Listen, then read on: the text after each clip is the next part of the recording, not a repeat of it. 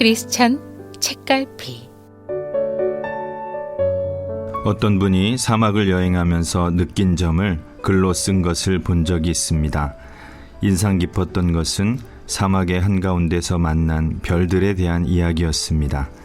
사막에서 만난 별들은 너무나 밝아 마치 하늘에서 쏟아져 내릴 것 같고 손으로 잡을 수 있을 것 같은 생각이 들 정도라고 합니다.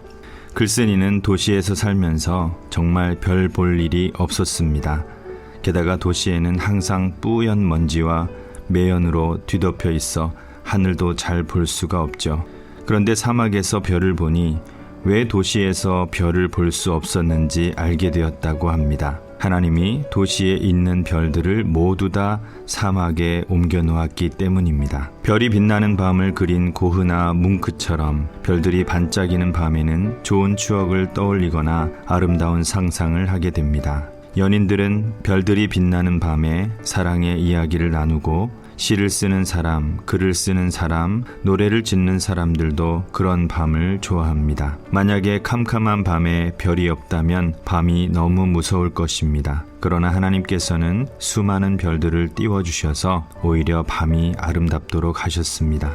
우리 그리스도인들도 여러 가지 일로 인하여 사막과 같은 황량함과 적막함을 겪게 될 때가 있습니다. 고난의 시간, 시련의 시간은 마치 밤처럼 어둡습니다. 사막에서 길을 잃어버린 아이처럼 아무런 보호나 길잡이 없이 어디가 길인지도 모르는 무기력한 자신을 보게 됩니다. 막막한 현실이라는 끝이 보이지 않는 모래구덩이 속에서 마냥 처량합니다. 그 밤에 우리는 절망하고 낙심합니다. 하지만 하나님께서는 그 인생의 밤에 우리를 혼자 두지 않으십니다. 오히려 수많은 말씀을 주셔서 깨닫게 하시고 새롭게 하십니다. 때로는 주변의 성도들을 통해서 위로해 주시고 축복해 주십니다. 밤하늘의 별과 같은 축복을 주시는 것입니다. 당시에는 잘 모르지만 나중에 다 지나고 나면 깨닫게 됩니다. 그 고난의 시간이 참 아름다웠고 하나님의 위로가 가득한 시간이었다는 것을요. 별처럼 빛나는 행복이 있고 밝게 빛나는 순결한 마음이 있었다는 것을 말이죠. 사막의 밤은 고난의 시간이기도 하지만 축복의 시간이기도 합니다. 하나님께서는 그의 사랑하는 백성을 광야로 이끄십니다. 야망과 성공에 대한 집착은 전혀 통하지 않는, 게다가 혼자의 능력이 아니라 하나님의 직접적인 임재와 말씀의 능력을 체험해야만 살아남을 수 있는 곳입니다. 그곳에서 자신의 한계를 절감할 때야 우리는 아주 조금 겸손해질 수 있습니다.